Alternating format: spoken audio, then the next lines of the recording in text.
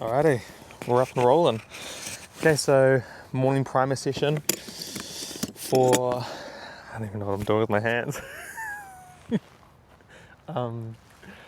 Yeah, we're just going to start recording these sessions. We're going to get a bit of a jump into that YouTube space, get a little bit of a video series going, just so we can have a look at, see what our guys are doing, and hopefully, give some cool insight on what we do with speed development and athlete performance, that sort of stuff. So yeah, I tried the little intro into the short form, and it feels a little bit weird to me. So we're going to have a crack at the long form, just get things recording nice and open, and then maybe chop it down and get some cool little bits and pieces. But yeah, we're probably going to keep it long form. So this morning, like I said, morning primers. So we've got a game day today for our rugby guys. They kick off later in the afternoon. So we use the morning just as a bit of a chance to get things rolling, nervous system activation, this sort of stuff, just get things flowing, get things pumping. And yeah, so let's just get stuck into it.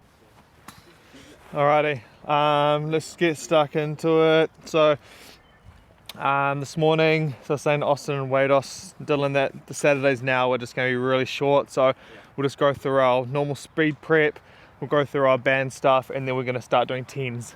All of the mornings now on Saturdays are just for that nervous system firing up. Just so it's a little short sprint, get everything nice and excited, and then you cool down and then go off to the game. So midweek you'll still have your max velocity, and then Saturday it's more around just like that, getting that activation going.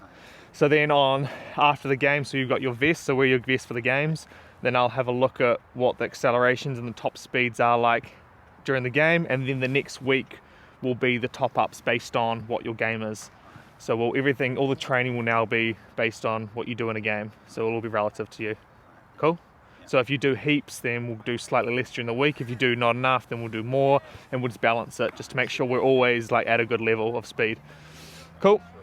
Okay, so just, you guys already had a little jog, but just get another little jog going as well. Just hit the lengths up and down a couple of times. All right, let's get, here's you now. Nice and early. Back to old habits, eh? Huh? Back to old habits, eh? Okay, so just go through our dynamics. So we got our jog out. You can just take that line, that's roughly 10. So out to the line, we got our back pedal, side shuffle with arms. Sweep, normals.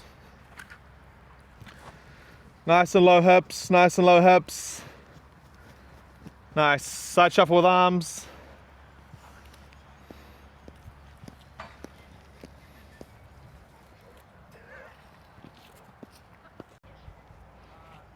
Just get a little jog on and then you can get stuck in.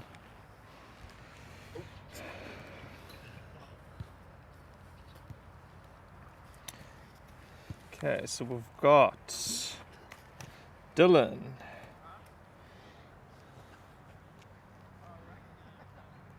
We have Wade. We have you. Okay, go lunge.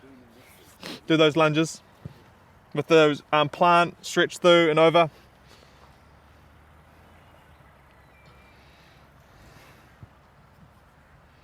Okay, so we've got 1, 2, 3, 4, 5. 1, 2, 3, 4, 5. Perfect.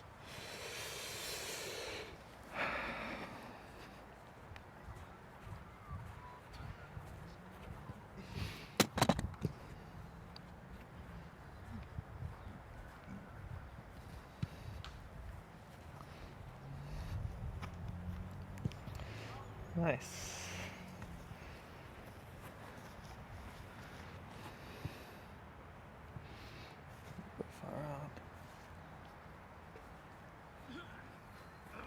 All good. Okay, let's go. We're going to go into our band straight away. Love this. And then we'll get into our 10s. So again, this morning, Liam's right. We're missing a whole bloody section. We'll go through our hops and then our drills. Nah, good man. Bloody hell. Okay, so our 2 feet hops, you can go all the way to the 10, jog it back, and then we go to our A skips, our singles, and our triple switches. Feet. Okay, let's go. 2 feet. 2 feet? 2 feet? 2 feet? Cool, so we'll go with our A skips. A skips. You done A skips before, Austin? Yeah. Nice. Nice, gents. Nice. Yep. 2 feet. Cool, single switches. So emphasizing that big power drive through and then break that glass on the way up. Big punch, big pull. Boom. Yep, big switch. You just go out to me. Yeah, love this. Nice, and then just walk through. When you do it though, try not to get like one leg to stop before the other leg comes up. Try to get them, you almost want them to like cross paths midway through. So as one's coming down, you switch on the way up. You don't want to like stop and then bring it up. So you almost think the knees are going to cross paths midway through the air. Cool, okay, let's go triples. Yeah, it's better, much better. Really punch. Yep, and then just walk through. Nice. Okay, we'll just have a little breather there. So you can just partner up.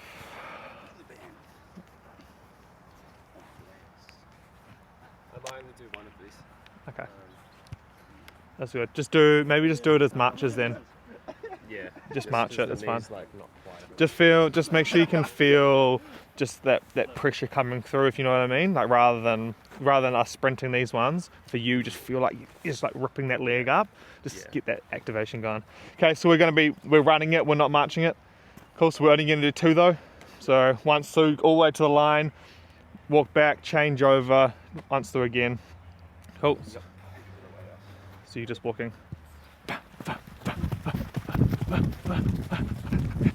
Yeah. kind of a mix between walking. You're just like gliding. That's all good. When we did the skis, whoa. Yeah, loading it up. That's all good. That's fine.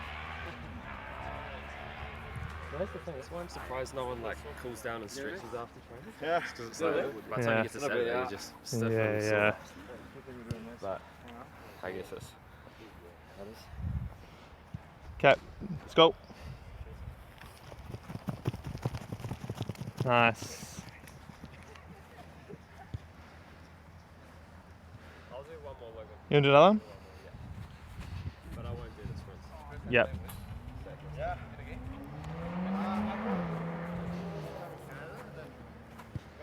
So never really. Yep, when you're ready. They just do me on the wing and then. Yeah, it was brutal. Yep, nice. I shot up on defense like 20 meters. Yeah, and then I got this crazy concussion. But no, it's not gonna happen today. It's not gonna happen. Gather up. Ready? Yep.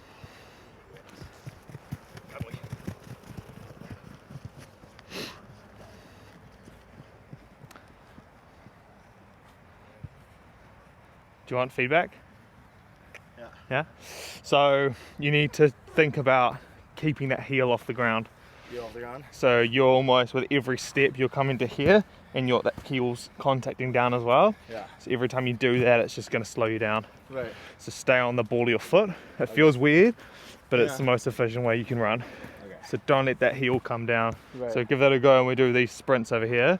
Okay. Just think about like trying to keep that heel up off the ground. Okay. Running tippy toes almost. Yeah. See, heel doesn't go down. Yeah. It doesn't actually touch the ground at all. There's like that much space every time. Right. Okay. Yep.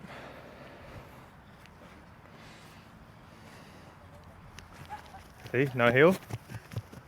Yeah. It's just every time that heel touches, all you're gonna do is you're gonna relieve all the pressure you've built up in that lower limb. Yeah. You want that pressure to stay there. Right. When that heel, it's like, you know what I mean? for sure. And then also acts as a brake. So it's just make sure you're giving that 100%. So it's looking for that real fiery start. Again, it's only 10 meters, so it's not crazy. We just want that everything to just heighten up, everything to start burning early on. Okay, Mr. Wade.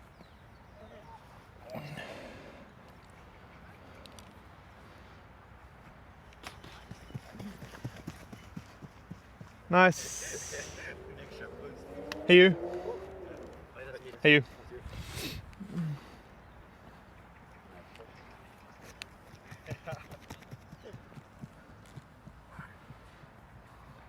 Liam's not doing it.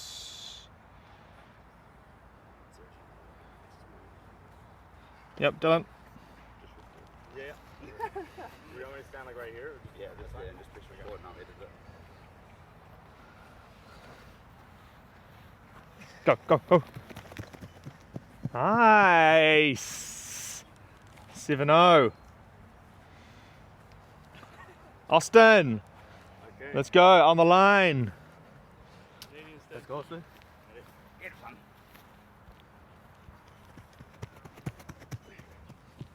7-1. Good man. Alrighty, now we chill. Yours was 8-0. I beat you. Yeah, Harry was 8-2. What do you got? Dill 7-0. Oh yeah. Austin 7-1. Nice. You got choppy, hey? You went back to your choppiness. You reverted to You reverted back to your 2 years ago. You got choppy. Did you feel it or no? Did it feel good? What did it feel like? It felt like, yeah, it probably felt choppy. It looked choppy. It's only 10 Yeah. meters. Just treat it as if it's a 40. Treat it the exact same. Yeah, for you. You're quick when you give those long first couple of strides. Cover distance. Think about covering distance with each press. Yeah? Yeah, explode.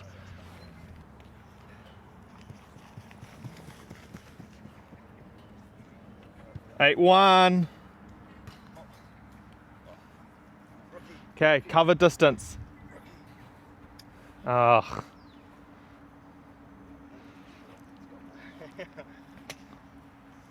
Cover distance.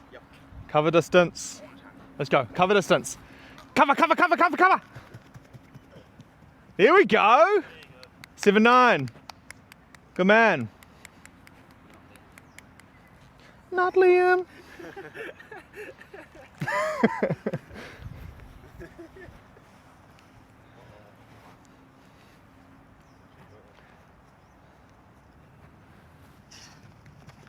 Yeah, well done, Dill. 7-1. Good job. Much better. Feel better? Yeah, feel better. Yeah. Feel less power, less intense. I know. It's a weird, it's a contradictory thing. It feels weaker, but it's actually better. Better, Yeah.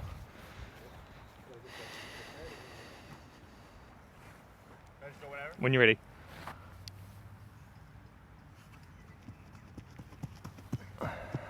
Eight-oh. Nice.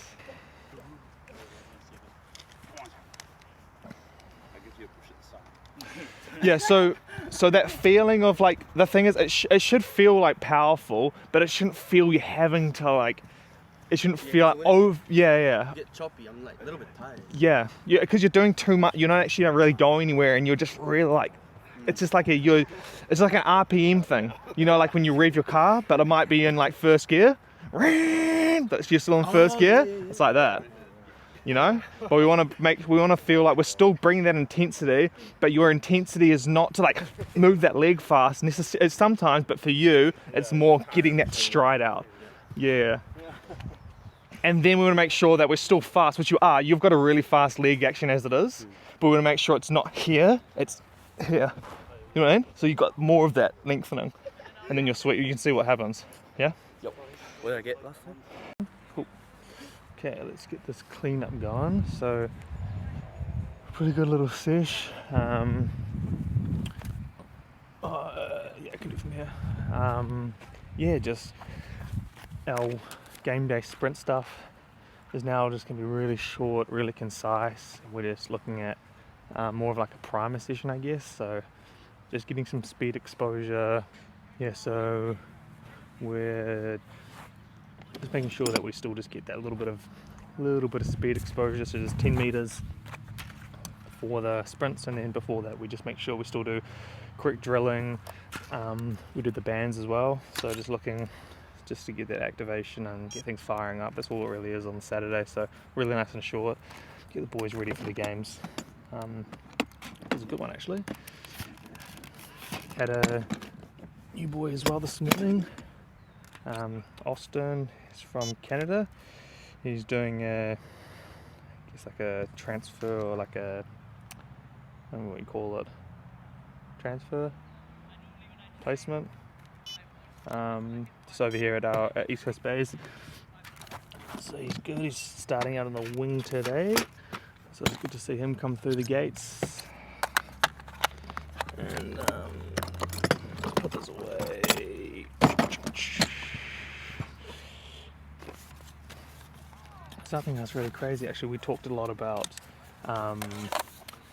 fueling as well today, which I might touch on, which is, I think it's probably one of those like really underrated things. I was telling the guys, I reckon that most of the time when players in rugby and football and that at the level that we're at, I think they confuse being unfit with underfueled. I really do. And electrolyte balance as well. I think there's so much that comes into it. So this year we're trying to cover that side of it as well. So we've been using, I'll take you through it. I'll take this up to the car and we'll go through a couple of things. Just it's a bit hot out here, so I've looked at some stuff over in the car, but yeah, so we're covering a couple of different elements this year around, looking at not just speed, but just looking at performance in general that can support the speed, I guess. And yeah, so this is sort of, I guess this is the structure that we'll follow, do our speed sessions. I think this channel is gonna be primarily about speed. The reason that I'm doing that is where I am in New Zealand is there's not a lot of like really good opportunity to get coached up and to even just do speed sessions, let alone have the coaching. You know what I mean? So being able to provide a space for rugby players, football players, netball players, anyone who wants to work on this stuff to come through and identify that speed, something they really want to work on. There's not a lot out there that they can actually improve on their speed, so this is a place that we can do it. And that's what I found when I was playing, and I wanted to like look at taking those next steps around how can I become a better rugby player. You look around and there's just nothing. It's just, you know, there's a lot of PTs, a lot of awesome gym trainers, which is really, really good for the gym side of it. But in terms of like the elements of, well, what about a really detailed, I guess you could call it fitness, but aerobic, anaerobic pre-season plan? Who's going to build that for you, and where can you go like to see someone in person about it? I mean, there's a lot of stuff online, which is great, awesome accessibility, but some people want to be able to sit and sit down with a coach, go through the session and talk about it. And that's what I want to be in. I want to be in that space as well, where I can see the athletes I'm training. We can have some really good sessions together. So then, yeah, so obviously that's like the fitness side, but then more so on the speed side. I think speed is the most, I shouldn't say the most, but I would say, especially for a back or someone who needs speed or uses speed, it is the most one of the most important things that you can train, and it is the number one thing that is not trained, if that makes sense. Like, I've worked across, or been experiencing players from multiple teams, different levels, and speed is just not something that's trained, which is really interesting, and I don't know why. I think maybe it's people think it's too hard to train it, or they don't really know where to start. But I just think when you look at a rugby game, for instance, and if you watch any game, NRL, let's talk about rugby, because I'm mainly dealing with rugby players, so we can do this across any sports, but let's just look at rugby players for now. So if you watched rugby league or rugby union, if you watched a game and you counted the amount of times that speed resulted in a critical play on attack or defense, I think you'll be surprised at how often it happens. So big plays, big moments on attack or defense, I can guarantee you that majority of them by far are dictated by speed. And to then not train that on a regular basis is kind of crazy. Like, it's kind of wild if you think about it.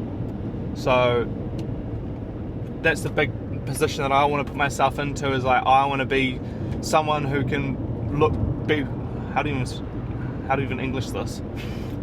I want to be the person that people turn to and they're like, okay, I've identified that speed is super important for my position, and now I need to train it. Where do I go? And I want to provide the services for that, essentially. But yeah, so that's where we're at. That's our little post-session review. So we'll try to keep this one to a certain time, and then I think we'll try to keep these videos, we won't put a cap on it, but nothing too crazy, but maybe like half an hour or something, 20 minutes, I don't know. We'll just roll with it, and then when I'm done talking, then we can stop. This is weird, by the way, but we're trying it. I think it'll just be a bit of fun for the start, and it's pretty freaky and it's pretty intimidating talking to a camera, but I think it's gonna be cool. So come along for the ride, get fast, and yeah, we'll just keep rolling. So, okay, last thing that we'll talk on now, and then I think we'll probably need to do quite an in-depth video on it, just because of, I guess we don't really need to. I think we will. So, okay, so one of the reasons why I think that it's hard to train, for a coach to train speed and a team to train speed, is I think there's two things to it. Number one, whether they think it's important or not. Well, I think they know it's important, but they think probably, oh, you're running around through training, it's fine, like you'll get faster. So they don't actually really know the mechanics of how, or the physiology of how to get faster. Is it physiology? I'm having a moment. I guess it would be called physiology of getting faster. Yeah, anyway, the method of getting faster, but also the equipment. So the thing around, so when you're in a gym, it's easy, so if you're doing your strength training, it's easy to know and to train it because there's plates. So you know if someone's getting stronger because you can now put more plate on the bar and someone can lift more. So that's the real layman's term of how do you know you're improving in the gym? Well, more weight or faster bar or something like this, or completed reps. So you can track it really easily. With speed, it's a little bit harder because the thing is, so very similar to if you build, let's use strength for an example. So if you're building strength in the gym, there's a certain, if we use the term of intensity in the gym is related to your percentage of your 1 RM. So how many times you can, well, what the weight is for 1 rep, and that's classified as intensity. Yeah, so that's how you refer to it in the gym. So that's for strength, power, hypertrophy, endurance, these sorts of things. This is how intensity is classified in the weight room. So working on different things, so strength versus power versus hypertrophy versus endurance, you're going to work at different intensities. Yeah, so with speed, intensity relates to how fast you're running, essentially. So same sort of structure, but so I don't know how I'm explaining this. Okay, so with strength, you want to be working, 90% of your 1 RM, more or less, 80 to 90%, something like in this range, and then you have variations within that of your 1 RM, and that's how you know that you're going to be working on strength. With speed, you have to train above 95% of your fastest sprint time. So same sort of setup as the 1 RM, but now we're looking at speed. So when you do your sprint, you have now our baseline is X amount of seconds across 20 meters or kilometers per hour, or however you want to structure it. And then to then develop that speed, you need to make sure with every single session that you are sprinting 95% minimum or above of what your max speed is. And to do that without any reliable equipment is quite tricky. So you can do it with a phone. So if you wanted to do it, it takes a bit more time. So you can set your phone up, you make sure you measure out your distance, and then you record it, and then make sure you start your time, so you can like crop it or whatever, at when you first move past the starting cone, bump, and then when you finish at your 20 meter cone or 40 meter cone or whatever you're doing. So then speed equals the distance you're running divided by how long it takes all the time. So you measure out, you record your run, and then you've got your time and you've got your distance there, and then that's going to equal your speed. So you've got to do a little bit of calculation. I mean, it's pretty straightforward, but it just takes a bit of time.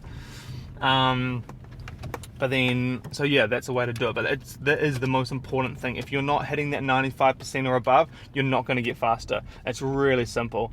It is the easiest thing to improve speed because it is so basic. But it's I think it's one of the tricky ones because it asks so much of you in terms of, are you actually working in the right space? And it's, again, easy in the gym because it's just like this plate. But if you're on the track or you're on the field, you got to know, are you actually working in that speed adaptation zone? I think that's the best way to put it, like your speed adaptation zone. So for us, I've been using speed gates. So we use Valve Smart Speed. So we did a couple of variations. We did the older ones, the Dash, and then now we've upgraded to the Smart Speed Plus, I think, or just Smart Speed. I don't know, but it's called Smart Speed anyway. And yeah, so that's the best way. And the very reasons we want to do that as well is so when they run, the lights display their time. So I think I'll do a proper detailed video on the tech that we use, because we use two different I guess tech elements. So for our in-person sessions, we use the Smart Speed because it displays the times right then and there, and it's a cool thing for everyone to be able to see, and it's good also like instant feedback. And then when the guys are doing their own sessions during the week, they each have a GPS pod which they put in the back of like one of those, like, sort of, I guess you call it like a sports bra, as people say, but there's like a little slot in the back and they put it in there. And then so when they do their sessions during the week, they can do their run, they have a look at it, they can see whether they're working in the right training zones or speed adaptation zones, and then after the session as well, it syncs up and then I can have a look and see what's going on. And they also wear the same ones for their trainings and their games, so we're just monitoring speed exposure, high speed running, accelerations, decelerations, all that sort of stuff just throughout their whole playing environment, so we get a really good big picture of it all. So yeah, I mean, I covered a lot there, probably too much detail. I'm just too blah, get it all out there. So we'll break it down, I think, over the next few videos maybe, and maybe have like topics that we want to cover. But I just like the idea of something's come up in training and then I just want to talk about it, because I think if it's come up in training, potentially it's valuable and someone else might want to know about it. So we'll just keep rolling with this, and then obviously, you know, it will hopefully gain some traction. But for now, it's just a bit of fun, and also for me as a coach to be able to look back at these videos and see what I was thinking, see my thought patterns, and just go from there. And it's cool to even just record the sessions, because then you get to see PBs get broken, which I've done a couple of times, which has been quite cool, just recording from coaching purposes. And then someone rips through a PB, and it's really cool to be able to look back and see that progress. So yeah, we'll just keep going and talk about the journey of coaching speed and being a speed coach, and get some player perspectives, and just try to cover it all, and we'll just keep rolling with it. But yeah, thank you for watching. Have a good day.